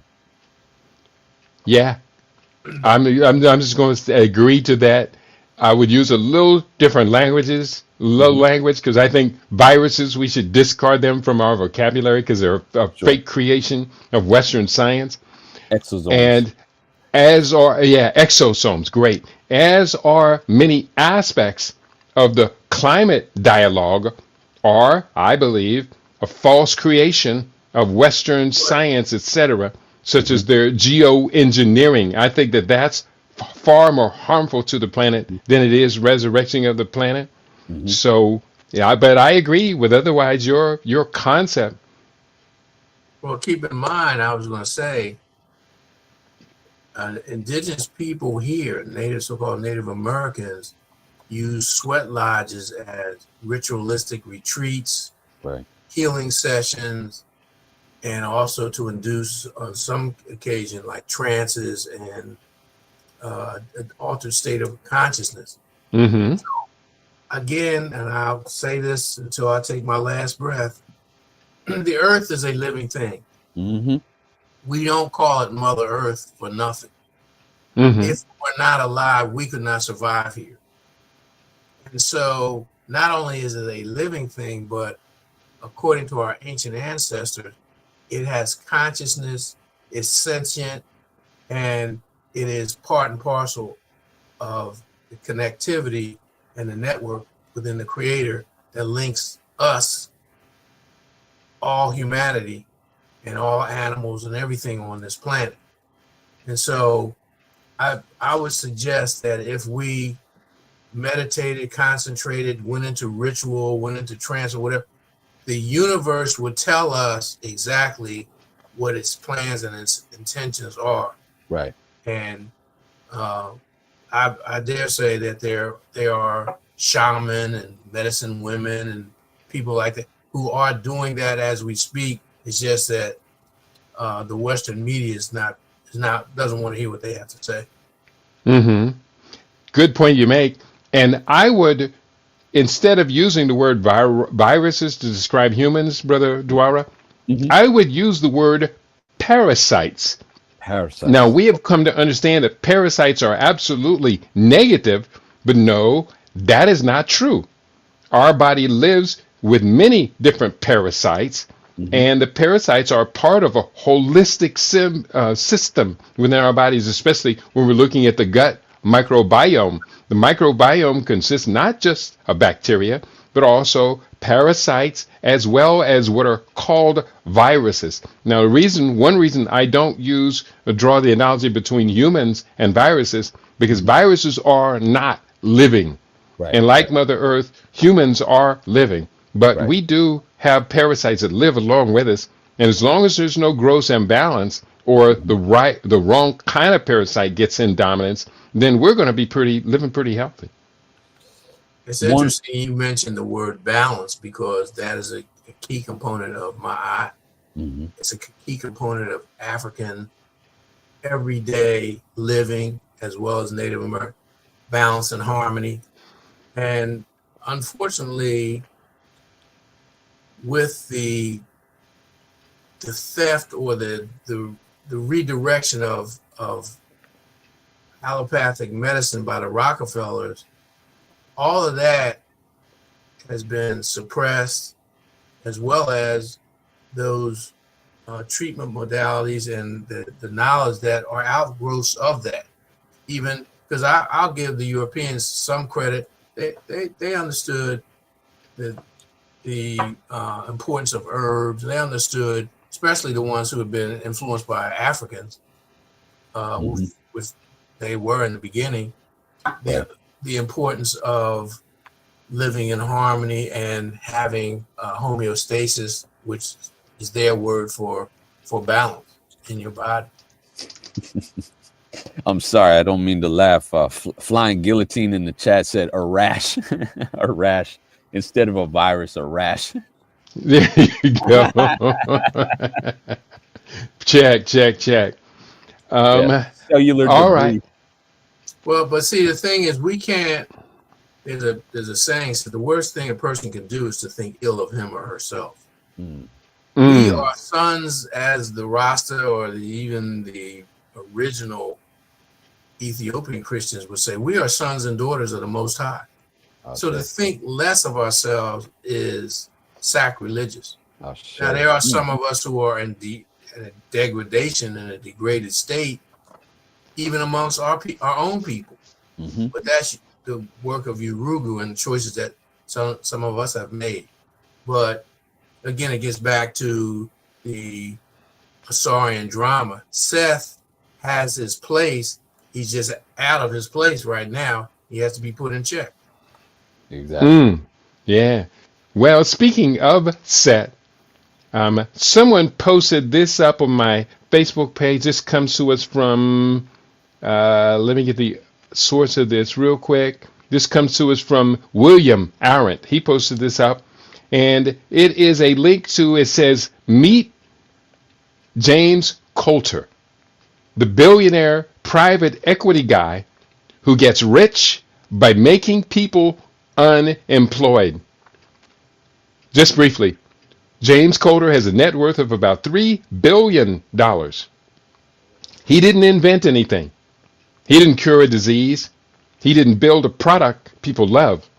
He got rich the old-fashioned private equity way, by buying companies with other people's money, loading them with debt, firing workers, and cashing out before everything collapses. Meet the man who turned human suffering into a business model. Now, just real quickly, he says you find a company that's doing okay, maybe it employs thousands of people, been around for decades, maybe the backbone of a small business economy. You borrow a ton of money to buy it. The trick, you don't pay back that debt. The company does. You just bought a house and made the house pay the mortgage. And then it goes on, but it talks about how to destroy jobs by buying companies. It gives the idea. Do you remember Continental Airlines? In 1993, Coulter and TPG took over Continental Airlines. Thousands of workers were laid off. Pilots were told to make voluntary leaves, the kind that aren't voluntary. Unions were squeezed until they bled. The airline survived. TPG made a fortune. The workers who built that airline, many of them didn't. And it goes on to talk about this creep, Coulter. His name is James Coulter. It sounds to me like he's very well respected in America for those actions. This latest edition of the Solari Report, the theme is plunder. They talk about that very same thing. Remember Mitt Romney, that's what he did. The Mitt Romney, the senator who's retiring from Utah, that's what he did. That's what mergers, acquisitions, and takeovers were in the 80s. And that's when we lost a lot of our companies where they tried to take them over. Park Sausage, Ebony Jet, not Essence, because that wasn't owned by us, but many of the companies that we had, the thriving companies, they were targeted for that. And it's all deliberate. And the other sad thing about this is, what Keely didn't mention, they leveraged, they bought the companies using debt, passed debt onto the books of the company. They siphoned off whatever assets they could, That's including not so much now because most companies don't have pension plans, but the savings, pensions of the employees Mm-hmm. just took that and left them in the lurch. And particularly when you mentioned the airline, because that's what they did to the airline industry, and that's what they did to the U.S. steel industry. Wow. Yeah. Pump and dump, says Flying Guillotine in the chat. Yes, that is what it is. Pump and dump. But it's much more sophisticated than pump and dump. Right. Right. Pump and dump is you're just acquiring, or you're just manipulating the stock prices so they get to a Mm-hmm. certain point, and then you just dump them. But you dump them after you've taken out everything you can out of it. Yeah. Yeah. Good point you make. And life goes on. Life goes on. Any other stories that were not covered today? The other thing is, well, study researched a potential link between COVID-19 shots and neuropsychiatric conditions. COVID shots were compared to and with influenza from a certain period, like from 1990 up to 2023. Mm. The conclusion: COVID-19 showed high adverse events such as cognitive impairment, and one of the, not just organic conditions, but this this thing is called brain fog, which is going around now. Mm. General psychiatric illness, suicide/homicide, physical violence, brain fog, and you can find this in the International Journal of Innovative Research in Medical Science. Could you post a link on the private chat if possible, Baba? Yeah, I can give you the journal. I don't know. Wait a minute. I'll go in my history and I can probably see it from there. Thank you, Baba. Again, do you have the name of the article? I'll have to. I'm looking to see if I have it in my history. Mm-hmm.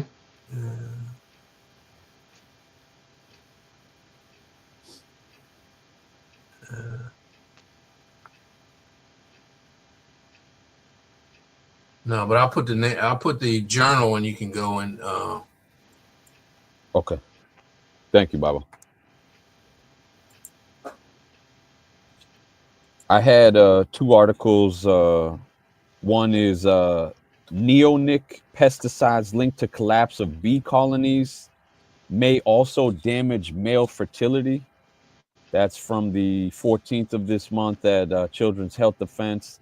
And then also everyday pesticide exposure linked to slower, weaker sperm. And that is from the 12th of this month, also Children's Health Defense. Pesticides, insecticides, fungicides, herbicides, and then someone in one of the comments section brought up peoplecides, and basically the outcome of those two articles was advocating for the consumption of organic foods.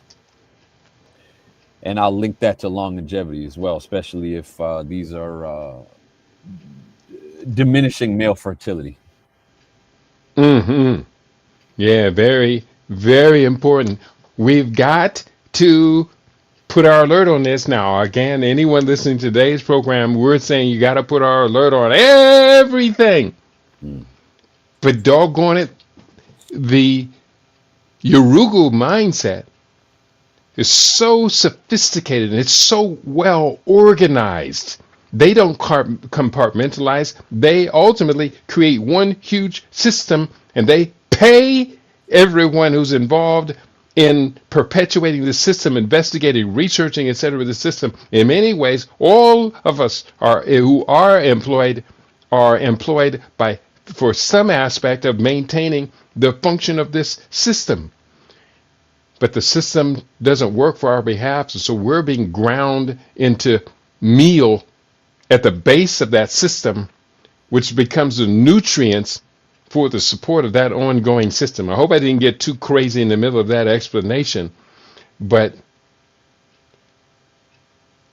I don't want to work to perpetuate a system which eats my children. Mm. I think all of us can make that statement. Mm-hmm. But that's unfortunately when we talk about making a living, we look at America as it is today and the West as it is today. It's really all about enriching the ruling class, the oligarch, the overlords. There's very little freedom, true freedom. Even if you're an artisan, or even if you're an artist, you still have to be in the marketplace, Mm-hmm. and that creates its own challenges. Most people are just on a treadmill, and what you're going to see in the not too distant future, once they can resolve how to get people used to the whole notion of, it's called guaranteed basic income or universal basic income, they're going to have to crush white folks' view of welfare, because they've been demonizing welfare for the past 50, 60 some years. But once they collapse the economy and you're looking at all the businesses that are going bankrupt, closing down stores, the retail sector, commercial real estate, and on and on and on, it's coming. It may not be here tomorrow, but in the not too distant future, it's coming. And that's part of the Great Reset. Type in your browser and see if there's a connection between the Great Reset and universal basic income. Mm-hmm. Yeah. A question appeared on the Rumble chat. Juma is in the house. Welcome again, Brother Juma. He says, any updates on the Sudan and the UEA, United Arab Emirates, I believe he's saying, United Arab Emirates connection? And I would say collaboration is what it is. That collaboration is because UAE have been accused and verified for backing the Rapid Support Forces, the disruptive group that sparked the civil war.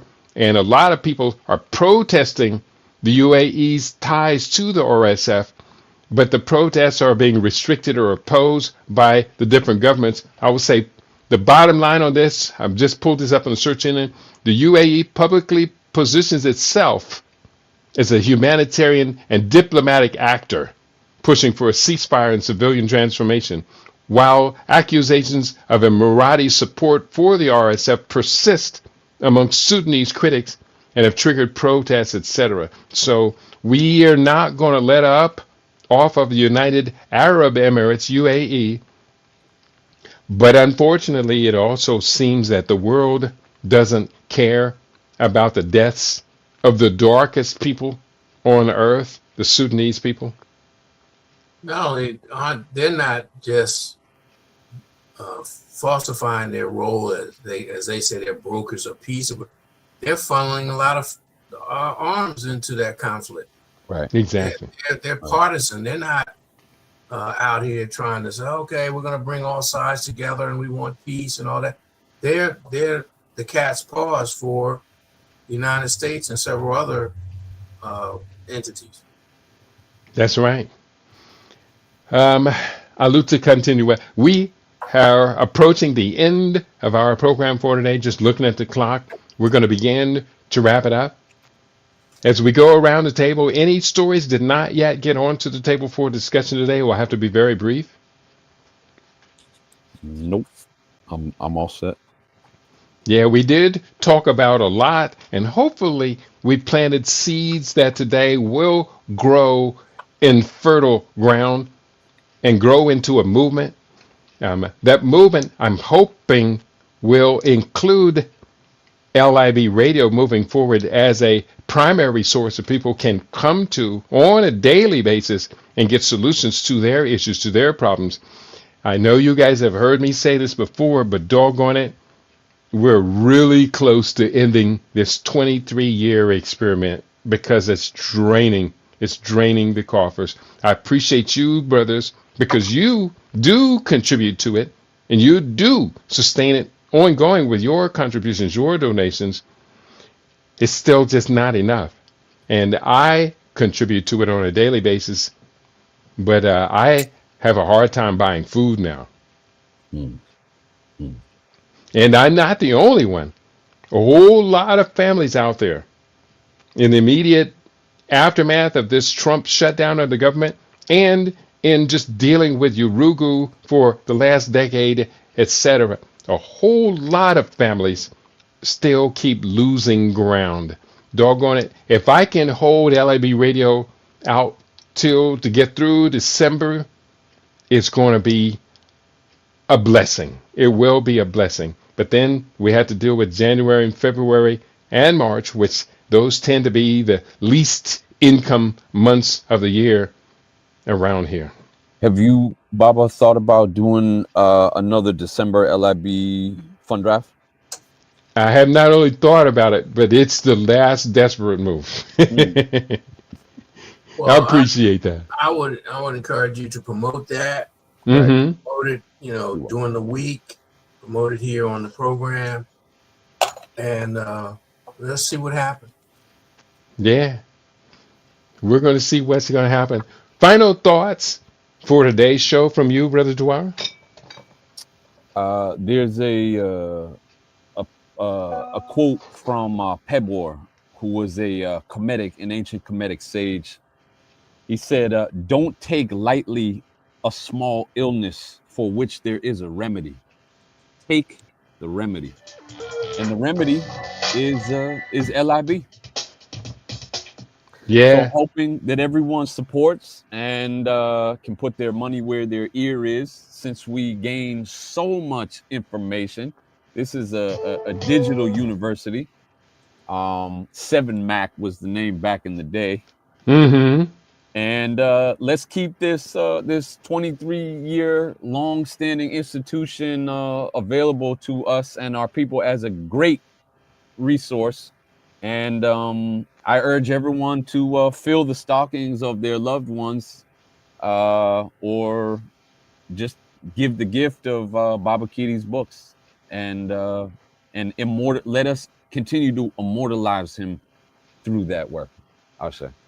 I say, thank you. That's very kind of you. I appreciate, love that. Baba Julius, final thoughts you want to share with your listening audience today? Well, just continue to support. Do what you can in the way that you can to make LIB radio stronger than it was the week before. We are in a serious conundrum. Inflation is going up. There's nothing they can do to stop it. The printing presses are moving to the point where they are just totally devaluing the US dollar. So that means that Kitty needs even more of them to stay afloat. So keep that in mind. We know everybody's being pressed. We know that this inflation is starting to become a tsunami, but we have to make choices. We have to prioritize, and our own sanity and liberation and dignity should be at the top of our list. And that comes through when you support LIB Radio. I say. Good things you have to share, good things you have to say. I am completely in accord. I get excited. Every day about tomorrow's program. I have to get excited about it. And for a good reason. Tomorrow, I'm going to do an update on autophagy and link that to longevity and show you, any of our listening audience, how to gain that 10 to 15 years. And we'll do as best as we can to show you how we're creating these lifestyles. And then the day after that, I have another topic on health I pulled up, talking about, I can't remember what it is, but every day we're doing something very positive. Now we're doing 2 days of health, followed by Wednesday. I'll usually go to Africa to build that long-term thing, or the Kuchichaga Leah vision. Thursdays now we're doing an extended course on implementing AI as a process for keeping ourselves viable in the workforce. Most people are just using AI for chat GPT, but no, no, no, there's so much more there. You know, you could build an entire website in a day using AI. I haven't got to that lesson, so we're going to keep moving forward. Fridays, we're talking about money and monetary affairs. We're doing the best we can to make this as relevant in people's lives as they possibly could make it. But if there is no support, we're going to lose 5 valuable teaching classes during the week. I'm going to keep the mastermind open. We shut down in 2014 almost all of our programs, but we kept the Falcon Forum, I believe it was at that time. We kept it going. And I'm not going to shut down the mastermind because, one, it is our biggest show of the week, which means people need it, they want it. But 2, the mastermind informs me in a way that I really, really love, and I don't want to lose it. If I have to just fund the mastermind, then I'll do that. It's a great investment for me. So people, we can all harambe. Mm. We can all pull together. I'll say. And in honor of... Before you close out, Mhm. Queen Mother Kashiba sent me an email link. Mhm. I encourage her to send it to you and post it because it reinforces what you spoke about the Sassoons last week. Sassoon family. Okay. Oh, the Sassoon family. Yeah, I was going to do another part B of that program on the Sassoons, the Rothschilds, the Warburgs, and these other Ashkenazi families that are global and very, very powerful. I put together a tremendous amount of research, but then I backed out of it. Not because of any fear of them or of offending them, but bottom line is, why put my neck on the line and risk my family's long-term well-being when so few people really care about it? So unless I have any other notion that people do care and are willing to move on it, I probably will not do that second part of the program because it is scathing to this global hegemony. It's scathing. It really is. But we talked about a lot about that today, and I think people know what we're talking about. It is worse than I think most of us could imagine. So, Queen Mother, out of loving respect, I will send you my personal notes on what I did gather. But for right now, I'm going to hold off on broadcasting that. And I hope people can understand that. If the people don't care, why put your neck on the line, on the chopping block? You know what I'm saying?